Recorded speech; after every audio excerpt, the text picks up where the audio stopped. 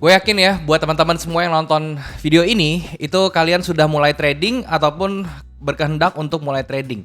Dan biasanya tujuan kalian itu adalah untuk mencapai kebebasan finansial, atau at least kalian itu bisa kerja dengan fleksibilitas yang tinggi sehingga kalian memiliki waktu yang banyak dan juga kalian bisa dapat penghasilan income yang stabil juga gitu ya. Itu tujuan kebanyakan orang mulai trading. Makanya bisa muncul istilah yang namanya trading for living gitu ya. Tapi teman-teman, apakah kalian itu betul-betul sudah melakukan trading for living, atau mungkin berencana untuk melakukan trading for living secara benar, atau malahan kalian sebaliknya ya, living for trading? Karena ini adalah kedua hal yang sangat berbeda. Nah, pada video kali ini teman-teman, gue akan jabarin perbedaannya apa antara trading for living dan living for trading. Ya, apakah kalian terjebak di situasi sebaliknya? Dan bagaimana solusinya untuk kalian bisa mencapai yang namanya trading for living. Oke, seperti itu teman-teman. Tapi sebelumnya gue mau ngingetin, kalau misalnya kalian mau trading forex tapi kalian belum punya broker, ya kalian bisa coba cek yang namanya Okta. Link untuk pendaftarannya di description di bawah. Kalian tinggal klik link tersebut. Dan juga kalian bisa download aplikasi Okta di iOS maupun di Play Store kalian, di Android maupun di Apple ya teman-teman ya. Dan kemudian kenapa penting? Karena di aplikasi tersebut kalian bisa menikmati fitur yang namanya Space, yaitu adalah fitur yang sangat luar biasa banget yang membantu kalian memberikan informasi seputar tentang market, bisa itu berupa referensi, bisa berupa berita juga gitu ya. Pokoknya semuanya ya, kalian bisa cari tentang kripto, tentang gold, tentang forex, kalian bisa cari semua di fitur itu lengkap, oke? Dan juga di aplikasi tersebut kalian ada yang namanya economic calendar. Jadi kalian nggak usah susah-susah lagi ya. Kalian tinggal buka aplikasi itu bisa langsung ketahuan berita-berita yang kira-kira penting untuk mempengaruhi harga pasar atau market di forex, gold maupun di kripto seperti itu. Nah, oke, balik lagi teman-teman ya. Hari ini gue mau jelasin tentang yang namanya trading for living ya. Apa sih sebetulnya trading for living? Apakah kita ini sebagai trader sudah menuju ke sana at least ya, atau sudah melakukan trading for living, atau sama sekali belum? Malah lebih buruknya sebaliknya, itu adalah living for trading, karena banyak orang yang masih salah kaprah. Nah, untuk menjelaskannya teman-teman, gue pengen langsung aja ke sini ya.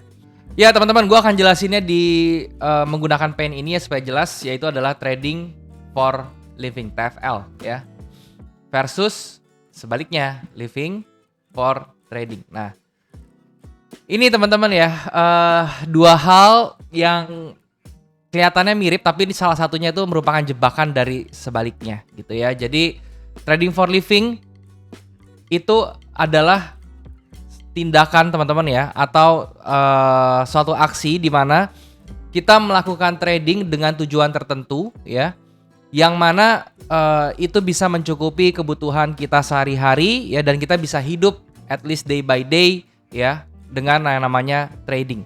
Sedangkan living for trading itu ya, itu kita tuh tidak punya arah tujuan tertentu, pokoknya kita hidup itu hanya untuk trading ya. Nah, itu ditandain gimana? Oke. Ciri-ciri living for trading ya, ini gue kasih tahu dulu teman-teman yang mungkin kita mulai dari yang sisi negatifnya dulu ya. Living for trading, yang pertama teman-teman, kalian itu tidak memiliki goals ya. Jadi no goals ya, kita bilang no goals.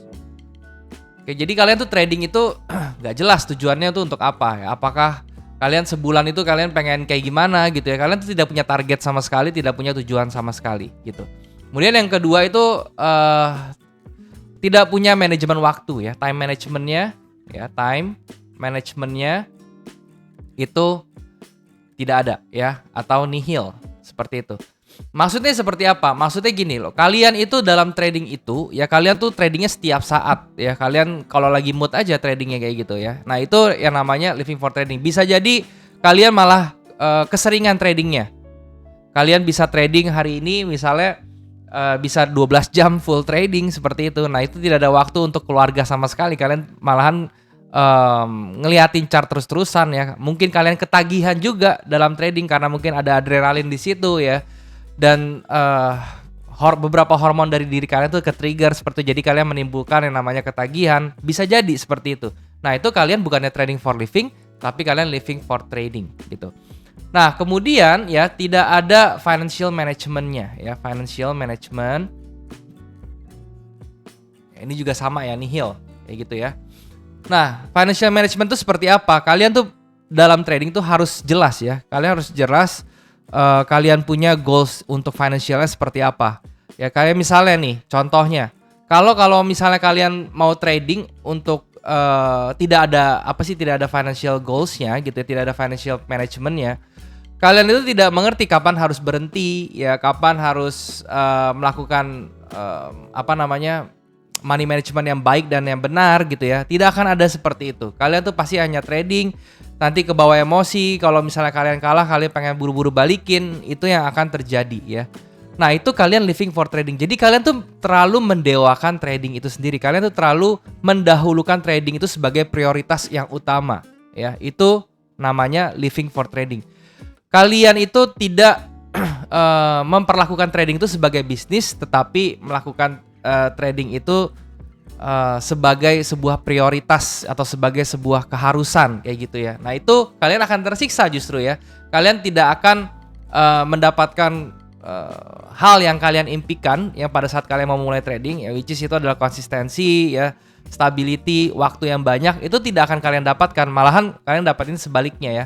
Kalian akan tidak stabil, kemudian kalian itu waktunya malah tersita banyak dalam trading. Oke? Nah, kalau misalnya trading for living itu seperti apa? Tentu kebalikannya ya. Kalian itu harus memiliki kalian memiliki namanya goals ya. Goals itu jelas, kalian pengen trading, oke saya mau trading itu untuk mendapatkan hasil sekian kayak gitu. Dan saya harus dapatkan itu dalam waktu yang berapa saat gitu ya. Jadi semua tuh jelas gitu. Nah, kemudian kalian memiliki time management yang baik ya. Time managementnya itu gimana? Kalian sudah memiliki jadwal trading ya, kalian sudah tahu kapan harus kalian trading gitu. Kemudian kalian memiliki support system yang bagus ya. Support system itu maksudnya adalah semua hal ya. Kalian memiliki sistem trading, kalian memiliki segala sesuatunya itu sudah terencana dengan baik ya, dari sisi waktunya, kemudian dari sisi equipmentnya, semuanya itu kalian sudah hitung semuanya ya. Ingat teman-teman, yang namanya trading itu adalah bisnis. Jadi semuanya itu kalian harus hitung ya, termasuk equipment. Nah ini equipment ini kan banyak orang ya. Walaupun equipment itu tidak mesti selalu mahal ya, tetapi at least kalian tuh harus hitung nilai investasinya ya. Kalian anggap sebagai investasi seperti itu. Contohnya teman-teman ya, saya memiliki sebuah equipment ya untuk melakukan trading itu. Saya hitung teman-teman ya, biayanya saya keluarkan berapa untuk PC ya, untuk monitor segala macam ya. Kemudian apa yang harus saya lakukan ya untuk mendapatkan return of investment saya ya, saya mesti trading seperti apa, itu semua sudah saya hitung kayak gitu. Kemudian yang terakhir, kalian memiliki financial management yang sangat baik ya. Tentu di dalam trading itu kalian tuh tidak sembrono ya. Kalian sudah tahu ya, sekali lagi kalian sudah tahu berapa modal yang kalian butuhkan berdasarkan hitungan kalian. Nanti gue jabarin semuanya gimana caranya untuk mencapai trading for living yang baik kayak gitu. Oke? Nah, jadi ini adalah kedua perbedaan yang sangat mencolok teman-teman antara trading for living dan living for trading. Nah, sekarang gue mau tanya ke kalian ya. Kalian itu masih di kubu yang mana? Apakah kalian yang di atas atau kalian di bawah? Dan mungkin teman-teman ya, itu akan menjawab pertanyaan kenapa kalian masih belum berkembang dan terlalu lambat ya perkembangannya. Mungkin kalian masih stuck di zona yang atas ini, yang living for trading, bukan trading for living. Oke. Nah, selanjutnya gue akan bahas tentang trading for living lebih jauh teman-teman ya. Pertama pertanyaannya, apakah kita bisa mencapai trading for living? Apakah itu gampang untuk dicapai? Kedua, gimana caranya untuk mencapai trading for living? Yang pertama teman-teman, jawabannya adalah bisa mencapai trading for living, tapi apakah gampang? Jawabannya enggak ya. Karena trading for living itu butuh kematangan. Jujur aja teman-teman ya. Butuh kematangan dalam hal apa? Dalam hal experience pertama, yang kedua tuh dalam mindsetnya ya, kemudian ketiga tuh dalam psikologisnya ya. Kemudian dari manajemennya juga butuh kematangan, dan yang terakhir baru dari tekniknya. Nah, yang paling gampang dicapai itu dari tekniknya dulu, karena teknik itu gampang untuk dipelajari. Kemudian manajemen itu juga cukup gampang karena itu ada literasi dan segala macamnya. Nah, cuman yang paling sulit itu adalah dari sisi psikologis, ya dari sisi mindset, ya dari sisi experience, karena itu tidak bisa dipelajari dan tidak bisa dibeli, teman-teman. Kalian itu harus betul-betul willing ya, harus komit ya, kalian nggak quit, kalian jalanin dalam beberapa tahun ya, kalian semua butuh waktu, teman-teman. Nah, itu yang paling susah. Oke? Jadi trading for living pertama tuh butuh kematangan ya, seperti itu. Nah, kemudian yang kedua tentunya kalian harus punya sesuatu yang bisa diukur ya. Apa yang sesuatu yang bisa diukur? Dari mulai sistem trading ya. Ini harus bisa diukur. Kalau misalnya kalian pengen trading, mencapai trading yang konsisten, tapi kalian tradingnya tuh ngacak ya. Kalian tuh sebentar-sebentar pakai cara ini, sebentar-sebentar pakai cara ini. Kalian gonta-ganti terus. Ini berbicara logika aja teman-teman ya. Gimana caranya kalian mencapai sesuatu yang konsisten dengan sesuatu yang tidak konsisten? Itu yang paling gampang logiknya ya. Jadi kalian harus punya sistem trading yang sudah konsisten, yang sudah teruji, yang sudah matang juga, yang sudah kalian backtest, yang sudah kalian kuasai betul-betul ya. Kemudian juga money management ya. Nah, money management ini tentu memang secara teori itu sama ya. Kalian itu harus memiliki satu pegangan tertentu atau suatu teori tertentu tentang money management. Tetapi teman-teman ya, cara pengaplikasian setiap orang tentang money management itu berbeda-beda. Nah, makanya kalian tuh harus punya pegangan yang matang untuk money management yang sesuai dengan diri kalian. Mungkin satu orang cocok dengan resiko 5%, mungkin kalian tidak cocok dengan resiko 5%, kayak gitu ya. Pokoknya itu harus kalian sesuaikan, kalian harus temu sweet spotnya yang betul-betul bikin kalian tuh trading secara psikologis tidak membebani psikologis kalian, ya, seperti itu. Jadi kedua ini harus kalian miliki. Kemudian yang ketiga, kalian harus sudah punya yang namanya plan, ya. Plan atau yang namanya foundation ya. Kalau gue bilang di sini foundation. Nah, ini meliputi apa aja? Ini meliputi keseluruhan kalian ya pada saat kalian sebelum melakukan trading sampai kalian sudah melakukan trading. Sebelum melakukan trading, kalian harus siapkan dulu fondasi kalian ya masing-masing. Kalian harus sudah mengenal diri kalian tuh siap untuk trading atau belum ya. Jadi ini juga kembali lagi subjektif ya, berbeda setiap orangnya. Kayak saya misalnya ya, saya akan perhatiin dulu ketika saya mau trading, saya perhatiin dulu apakah saya dalam kondisi yang fit dulu teman-teman ya. Secara jasmani ya maupun secara rohani ya atau secara batin kayak gitu.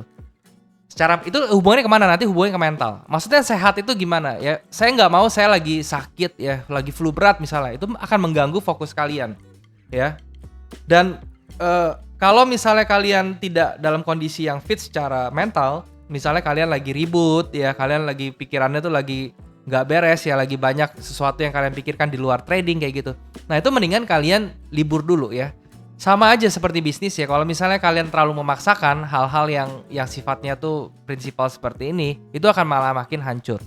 Nah, kemudian pada saat mau trading, kalian juga sudah harus siapin, misalnya gini ya, kalian harus sudah tahu, kalian tuh biasanya yang terbaiknya, the best version of kalian itu dalam trading, itu kalian pada saat trade itu di jam berapa, kalian trade di pair apa, kemudian kalian trade itu biasanya posisinya apa? Apakah kalian lebih bagus di buy atau lebih bagus di sell? Kalian harus sudah mengerti hal itu semua, ya.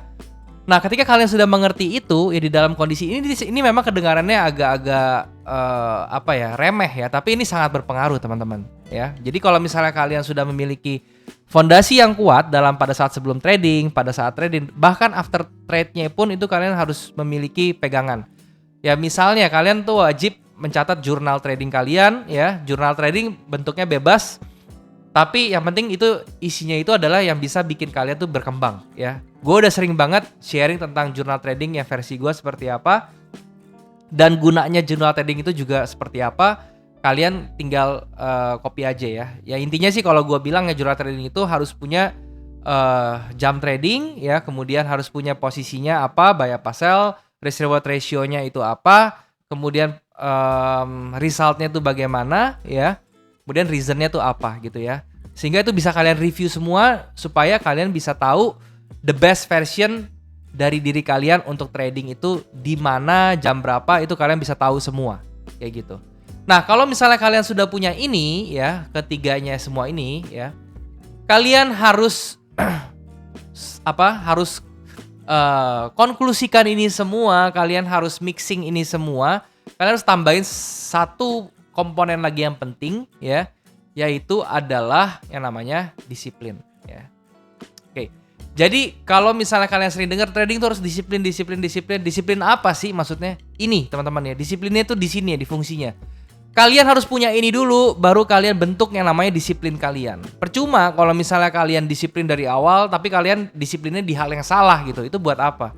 Ya, kalian harus punya pegangan seperti ini dulu ya, yang tadi gue bilang kematangan ya, kemudian sistem trading, money management plan. Baru ketika ini sudah semuanya bagus teman-teman ya, semuanya sudah rapih, baru kalian jadikan ini sebuah disiplin yang mana ini akan menjadi sebuah habit teman-teman. Nah, ketika habit ini sudah terbentuk ya, habit yang bagus ini sudah terbentuk teman-teman, ini baru bisa melahirkan yang namanya trading for living ya, kayak gitu. Nah, kalau misalnya kalian tidak memiliki ini semua, jangan bermimpi teman-teman kalau misalnya kalian mau melakukan trading for living ya. Lihat teman-teman ya, kalian bisa perhatiin semua orang yang sudah berhasil trading for living. Gua yakin teman-teman ya, tidak ada trading for living itu yang returnnya per bulan tuh 100% gitu ya. Kemudian merubah 500 menjadi 10.000 gitu ya. Itu tidak akan terjadi teman-teman ya. Kenapa? Karena secara sistem pun kalian tidak akan diizinkan untuk melakukan ini secara konsisten. Kalian akan pasti dijegal dengan berbagai cara gitu ya. Nah, intinya ya, yang melakukan trading for living itu pasti growth-nya itu pun stabil ya. Jadi linear growth-nya. Tidak eksponensial, tidak terlalu meledak-ledak ya. Jadi misalnya kalian menetapkan 10% sampai 20% kayak gitu. Ini sudah cukup bagus dan kalian bisa melakukan trading for living. Tinggal kalian sesuaikan aja ya. Misalnya kalian butuh 1 bulan, oh saya butuh 20 juta dong per bulan, gimana caranya saya bisa hidup 20 juta? Ya udah kalian kaliin aja modal yang kalian butuhkan berapa. Kita tuh harus logik ya. Jangan kalian pikir dengan kalian mau dapat 20 juta secara konsisten trading for living beneran gitu ya, 20 juta per bulan terus kalian cuma pakai modal 20 juta gitu, atau bahkan kalian pakai cuma 5 juta, ya itu bullshit teman-teman ya, bullshit ya, kalian tidak akan bisa melakukan itu. Oke? Kalau misalnya kalian mau dapat 20 juta per bulan ya, let's say kalian dengan 10% ya, kalian berarti modal harus 200 juta ya, itu yang paling make sense ya. Bang, tapi kayaknya 200 juta itu modal kegedean deh gitu. Ya, kalau misalnya kalian berpikir kayak gitu, instrumen itu banyak ya. Kalau misalnya kalian tinggal pilih aja instrumennya ya. Nggak mesti di futures, nggak mesti di forex, tapi instrumen itu banyak.